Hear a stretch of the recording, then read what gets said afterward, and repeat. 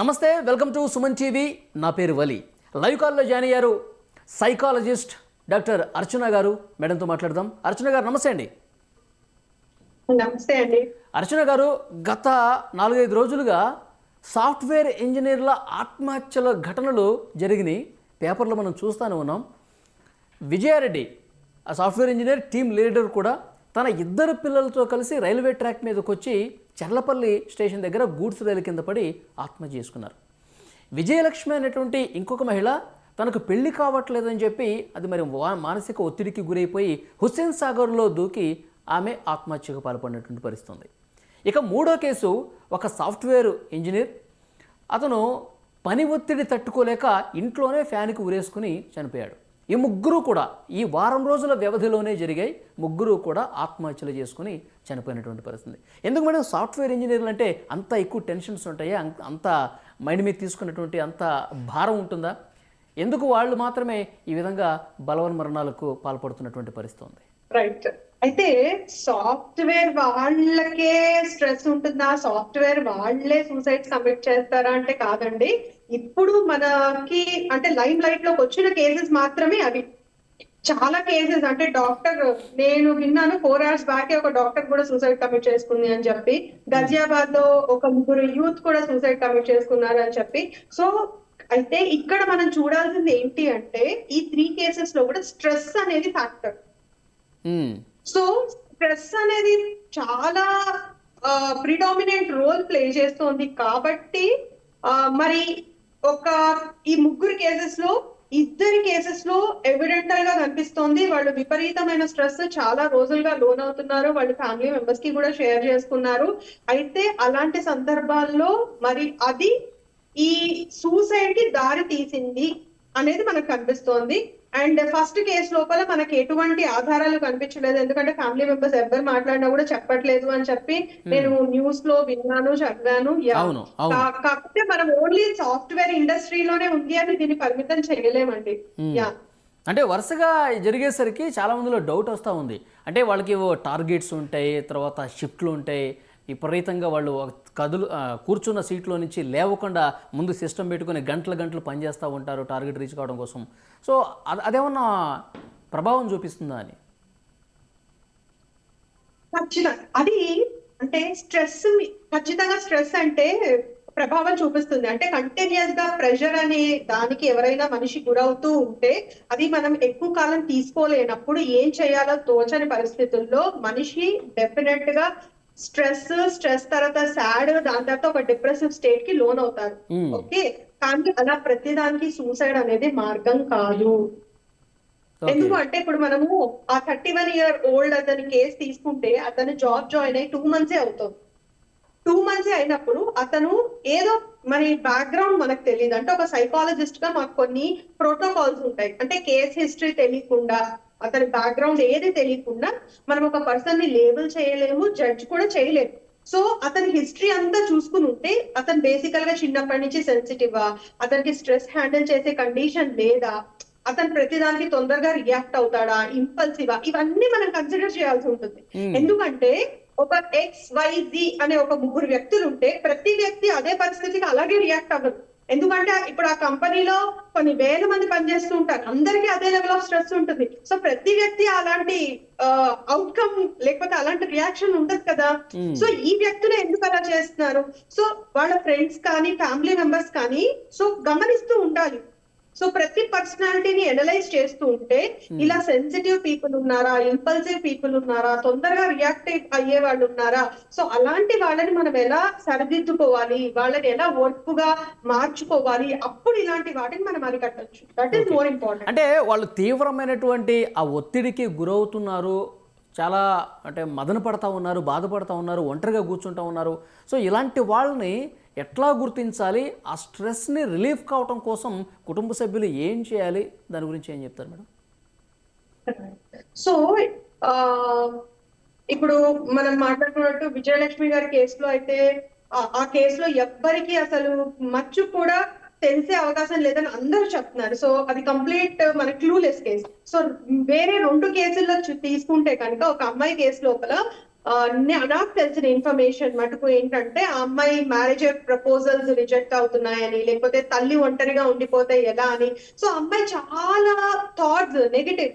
So మనకి thoughts లోపల automated negative thoughts అనేవి జనరేట్ అవుతూ ఉంటాయి. సో ఆ అమ్మాయి అలా ఒత్తిడికి లోన్ అవుతున్నప్పుడు, అమ్మ నాకు ఇలా అనిపిస్తుంది అని చెప్పినప్పుడు, ఆ అమ్మాయికి ఓదార్పు ఎవరిచ్చారు, సపోర్ట్ ఎవరిచ్చారు అంటే క్లియర్ గా చెప్తున్నప్పుడు, సో వాళ్ళకి నిద్ర పట్టకపోవడము ఇలాంటివి అబ్జర్వేషన్ లో తెలిసిపోతుంది. అయితే because she have a single parent, might be ఆ తల్లి కూడా మరి అంత గమనించుకోలేకపోయిందేమో. మరి అసలు ఆ అమ్మాయికి ఉన్న సోషల్ నెట్వర్క్ ఎంత, అంటే ఫ్రెండ్స్ ఎంతమంది ఉన్నారు, వాళ్ళు ఎంతవరకు సపోర్ట్ ఇచ్చారు, ఇది కూడా మనకు తెలియదు.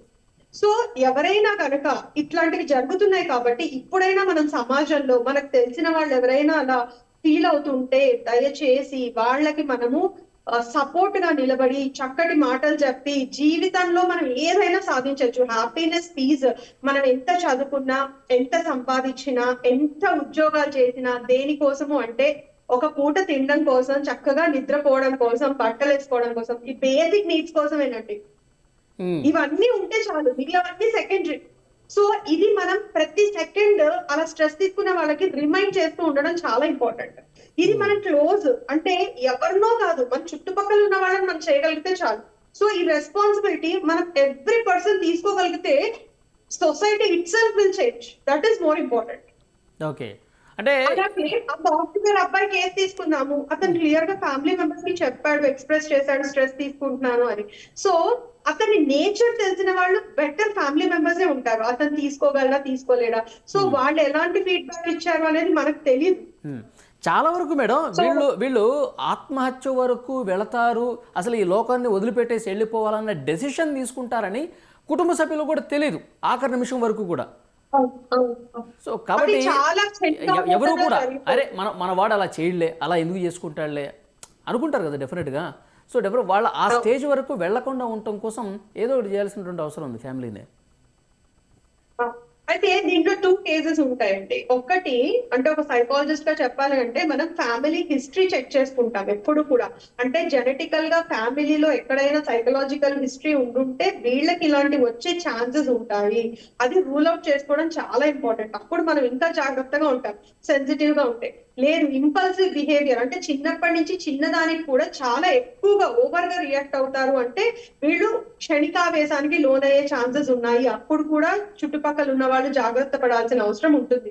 Third, rare of the rarest cases, వీళ్ళలో సడన్ చేంజెస్ ఎప్పుడైనా వస్తున్నాయా అంటే చిన్నప్పటి నుంచి మనం చూసిన వ్యక్తులు వేరు, ఒక సర్టన్ ఏజ్ తర్వాత మారుతున్న వ్యక్తులు వేరు ఉంటారు. సో అది గమనించుకోవడం ఇంపార్టెంట్. తర్వాత ఇంకొకటి, మనం సబ్స్టెన్స్ అబ్యూస్ కి లోన్ అయినప్పుడు కూడా మైండ్ వాళ్ళ కంట్రోల్లో ఉండదు. అది నోటీస్ చేయడం ఇంకొకటి ఇంపార్టెంట్ ఆస్పెక్ట్. సో ఇవన్నీ కూడా గమనించుకోగలిగింది ఏంటంటే ఫ్యామిలీ మెంబర్స్ మాత్రమే అండి. సో ఇవన్నీ డిటర్మైన్స్. మేడం ఇప్పుడు స్ట్రెస్తో బాధపడుతున్నారు అని తెలిసినప్పుడు ఏంటి దానికి రిలీఫ్ కోసం ఏం చేయాల్సిన అవసరం ఉంది? ఇప్పుడు ఎప్పుడు పని పని పని కాకుండా కొద్దిగా నువ్వు రిలాక్స్ కావాలి, కొద్దిగా చిల్ అవ్వాలి, లైఫ్ అంటే ఇది మాత్రమే కాదు, ఇంకా అవుటింగ్స్ ఏమైనా ప్లాన్ చేయడం, రిలాక్సేషన్ కోసం ఏం చేయాల్సిన అవసరం ఉంది? బెస్ట్ థింగ్ వర్కౌట్ కి టైం లేనప్పుడు breath work, mindfulness techniques, quality time with family, ఇవి చాలా హెల్ప్ఫుల్ అవుతాయి.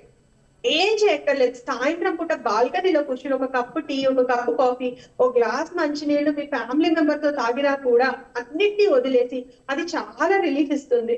అండ్ మన ఫ్యామిలీ మెంబర్ ఎవరైనా చాలా స్ట్రెస్ లో ఉన్నారు అంటే ఫస్ట్ మనం వాళ్ళ మీద పెట్టే ప్రెషర్ ని మనం ఇవ్వకుండా ఉంటే అది వాళ్ళ భుజాల మీద నుంచి మనం తీసేస్తే చాలా బర్డెన్ అవుతుంది. మనం వాళ్ళు స్ట్రెస్ లో ఉన్నారని తెలిసినా కూడా వాళ్ళ ఒక డస్ట్బిన్ లాగా మనం తీసుకెళ్లి కంప్లైంట్స్ వేస్తూ నాకు ఇంకా ఈ పని ఉంది, ఇంకా ఆ పని ఉంది, లేకపోతే నువ్వు ఇంకా ఇది చేయాలి, ఇంకా అవి చేయాలి. So don't dump things in to their head more.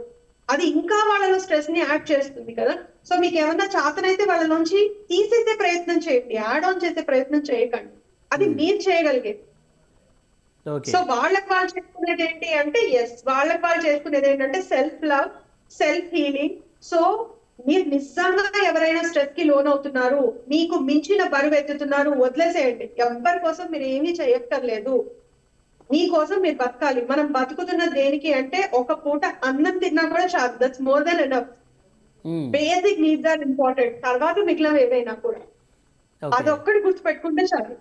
ఉమ్. ఇంకోటి మేడం, అది సమస్య తీవ్రంగా ఉన్నప్పుడు మనకి చాలా కౌన్సిలింగ్ సెంటర్స్ కూడా ఉన్నాయి. అక్కడికి వెళ్ళి ఏమన్నా అవును. ఆ, అక్కడ ట్రీట్మెంట్ తీసుకుంటే బెటర్ అంటారా? చాలా హెల్ప్ఫుల్ అవుతాయండి. అయితే మన దగ్గర మన సొసైటీలో ఇంకా మిత్ అనేది పోవట్లేదు. కౌన్సిలింగ్ అసలు నాకు అవసరం లేదు. కౌన్సిలింగ్ కి పిచ్చి వాళ్ళు మాత్రమే వెళ్తారు. కాదు. ఇప్పుడు ఇంకా ఇంకా నాకు ఒక రివర్స్ చిన్న బాబు మనల్ని అంటారు, ఉంది. మన మీదే వాళ్ళు గుస్స అవుతారు. అసలు ఎందుకు, నేను బాగానే ఉన్నాను కదా, ట్రూ, నీకు ట్రూ. రప్పించి అంటే అట్లా మాట్లాడుతూ ఉంటారు.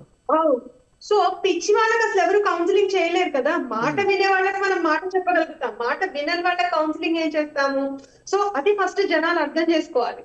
సో మొక్కై వంగందే మానే వంగదు. సో ఇనిషియల్ స్టేజెస్ లోనే మనకు ఓవర్ థింకింగ్ ఉంది, మనకు ఓవర్ స్ట్రెస్ వస్తే మనం తీసుకోలేకపోతున్నాము, ఎక్కువ బాధ్యతలు వస్తే మనం సతమతం అయిపోతున్నాము. అలాంటప్పుడే మనం కనుక ఒక ప్రొఫెషనల్ హెల్ప్ తీసుకోగలిగితే అన్నిటిని ఎలా బ్యాలెన్స్ చేసుకోవాలి అనేది మనకు తెలుస్తుంది. ఎందుకు అంటే స్ట్రెస్ అనేది ఎక్కడి నుంచో రాదు. ఇట్ ఈస్ మన internal reaction for the external stimuli. అంటే ఎక్స్ట్రా ఏదో బయట నుంచి వస్తుంది, మనం అది తీసుకోలేకపోతున్నాము, itself creates stress. So అది బయట రెస్పాన్స్ కాదు, మన ఇంటర్నల్ రెస్పాన్స్. అది బయట నుంచి వచ్చేదైతే ప్రతి వాళ్ళకి సేమ్ రియాక్షన్ ఉంటుంది కదా. అవును. కాబట్టి అది మన మీద మనం వర్కౌట్ చేయాలి. సో మన mental health is more important than physical health. Mental health ఎప్పుడైతే డ్యామేజ్ అవుతుందో మనం ఫిజికల్ గా ఎంత బాగున్నా కూడా మనం ఒక్క పని చేయడానికి కూడా పనికి రాకుండా తయారవుతాం. ఓకే. సో అది ప్రతి వాళ్ళు గమనించడం చాలా అవసరం. ఉమ్. మేడం, నేను ఫస్ట్ చెప్పిన కేసులో, అదే రైల్వే ట్రాక్ దగ్గర విజయారెడ్డి గారి కేసు, Yeah. వారి భర్త దుబాయ్లో ఉంటారు, పిల్లలేమో హాస్టల్లో ఉంటున్నారు. అంటే ఒంటరితనం ఉండటం వల్ల తన లోపల ఉన్న ఫీలింగ్స్ కావచ్చు, బాధ కావచ్చు, ఏదైనా పంచుకునే వాళ్ళు ఒక తోడు లేకపోవటం వల్ల వెంటనే, సో అట్లా అన్న చూడాల్సిన అవసరం ఉందా ఈ కేసుని? అనుకోవచ్చు. కానీ ఇక్కడ ఏంటంటే అలా ఉన్న విమెన్ చాలా మంది ఉన్నారు. అయితే ఒక సైకాలజిస్ట్ గా నేను దీన్ని జడ్జ్ చెయ్యకూడదు. ఓకే. ఒక జనరల్ మనం మాట్లాడుకోవాలి అని అంటే, ఒకవేళ నిజంగా అలాగే ఉంటే తన భర్తతోటి ఈ పాటికి డిస్కషన్ చేసి ఉండేది. నేను ఉమ్. ఒక్కదాన్ని ఉండలేకపోతున్నాను అని. కనీసం సిబ్లింగ్స్ తోటి కానీ తల్లితోటి కానీ చెప్పుండేది. కానీ అలాంటి ఎవిడెన్సెస్ మనకి ఎవ్వరూ చెప్పలేదు.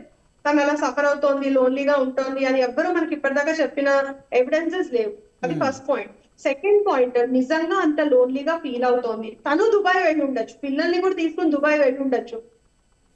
కానీ ఓకే. చావు దాకా థింక్ చేసింది అని అంటే, ఉమ్. సో ఫస్ట్ మనం ఇక్కడ తన బిహేవియర్ ఎలాంటిది, చిన్నప్పటి నుంచి తన నేచర్ ఎలాంటిది, ఇవన్నీ కూడా మనం ట్రాక్ లోకి తీసుకోవాలి. ఎందుకంటే సూసైడ్ తను ఒక్కటి చేసుకోలేదు, పిల్లల్ని కూడా తీసుకెళ్లి ముగ్గురు కలిసి చచ్చిపోయారు. అసలు అంత అంటే పిల్లలు చాలా పసి పిల్లలు కూడా కాదు, they're are grown up, they are able to think. అలాంటి వాళ్ళు తల్లి చెప్పి ఏం చెప్పి కన్విన్స్ చేసింది అంటే ఏదో వ్యాలిడ్ రీజనే ఉండుంటుంది కదా. ఉమ్. లేకపోతే వాళ్ళు అంత తేలిగ్గా ఎలా కన్విన్స్ అయ్యారు? సో మనకి తెలియని విషయాలు ఏమన్నా కూడా ఉండే ఉంటాయి. We never knew it. Okay, అదే ఇన్వెస్టిగేట్ కాబట్టి ఆ చేస్తున్నారు. పోర్షన్ కూడా, యా. లేకపోతే పిల్లలు నేను లోన్లీగా ఫీల్ అవుతున్నాను, మనం అందరం చచ్చిపోదాము అంటే పిల్లలు అలా ఎలా కన్విన్స్ అయిపోతారు? ఉమ్. సో వాళ్ళైతే లోన్లీగా ఫీల్ అవ్వరు కదా. They have seen a beautiful life. వాళ్ళకి జీవించాలనే ఉండే ఉంటుంది. So how she might have influence. So చాలా కోణాలు ఉన్నాయి ఇందులో. సో అంత సింపుల్ కాదు ఈ కేసులో మనం జడ్జ్ చేయడం, లేబుల్ చేయడం. కాబట్టి అది పోలీసులే మరి దీన్ని రిజాల్వ్ చేస్తే ఆర్ ఎవిడెన్సెస్ దొరికితే కానీ we don't know the actual facts of it. Okay. So madam, ఫైనల్గా ఇప్పుడు ఈ వరుసగా జరుగుతున్నటువంటి ఆత్మహత్యల నేపథ్యంలో, సో యూత్కి మెయిన్గా మీరు ఇచ్చే సూచన ఏంటి? సో అందరూ గుర్తుపెట్టుకోవాల్సింది ఏంటంటే mental health is more important. Mental health అనగానే first of all it is our capacity to balance our emotions. Balancing our emotions ఎందుకు చాలా ఇంపార్టెంట్ అంటే మన ఎమోషన్స్ ని బట్టి మన ఫిజికల్ హెల్త్, మన success, achieving anything in our life అనేది డిపెండ్ అయి ఉంటుంది. కానీ మనం ఏం చేస్తున్నామంటే ఇవాళ రేపు చిన్న చిన్న థింగ్స్ మనం ఏది అచీవ్ చేయలేకపోయినా, ఒక్క మాట అన్నా, ప్రతి దానికి ఎమోషన్స్ అదుపు తప్పిపోవడం మూలంగా అది కోపం అవ్వచ్చు, యాంగ్జైటీ అవ్వచ్చు, యాంగర్ అవ్వచ్చు, ఏదన్నా ప్రతిదీ ఓవర్ రియాక్టివ్ లోకి వెళ్ళిపోతుంది. ఇది మొదట్లో బానే ఉంటుంది, తర్వాత అది ఎంతవరకన్నా డివేట్ అవ్వచ్చు. సో అంతవరకు వెళ్ళకుండా first most important in life is being in control of our own self. Being in control of our own self అంటే you need to be aware of yourself. So మనం బతుకుతున్నది ఫస్ట్ హ్యాపీనెస్ కోసం, అది గుర్తుపెట్టుకోండి. మార్కుల కోసం, డబ్బుల కోసం, పేరు కోసం, ఇంకేదో కాదు. హ్యాపీనెస్ లేనప్పుడు ఇవి ఏవి ఉన్నా కూడా ఇట్ ఇస్ జీరో. కాబట్టి హ్యాపీనెస్ ఏది ఇస్తుందో దాని మీద ఫోకస్ చేయండి. Positive life is more important. So ఎప్పుడైనా మీకు ఏదైనా బాధ వచ్చింది, you want help, don't hesitate to seek help. అది అమ్మ కానివ్వండి, నాన్న కానివ్వండి, ఒక ప్రొఫెషనల్ కానివ్వండి. మహా అంటే ఒక మాట అంటారు, but everyone in society will help you. ఎందుకంటే life is more important than anything else. కొన్ని లక్షలు కోట్లు పోసినా కూడా ఒక లైఫ్ ని మనం తిరిగి తీసుకురాలేము. కాబట్టి వాల్యూ ఇట్. అండ్ మీ చుట్టుపక్కల ఉన్న వాళ్ళకు కూడా మీరు దయచేసి హెల్ప్ చేయండి. ఎవరైనా స్ట్రెస్ లో ఉన్నారు, బాధపడుతున్నారు అంటే ఎక్నాలెడ్జ్ ఇట్. దాన్ని ఎవరైనా అడల్ట్ తీసుకెళ్ళండి, సో దట్ వాళ్ళన్నా కనీసం దాన్ని హెల్ప్ చేస్తారు. And I wish like no one should lose their lives like this. ఎందుకంటే మా లాంటి వాళ్ళు చాలా మంది హెల్ప్ చేయడానికి రెడీగా ఉన్నారు. Kindly get in to notice of any one. అదొకటి నేను చెప్పదలుచుకుంటున్నాను. యా, చాలా బాగా చెప్పారు madam. Thank you very much. Welcome అండి.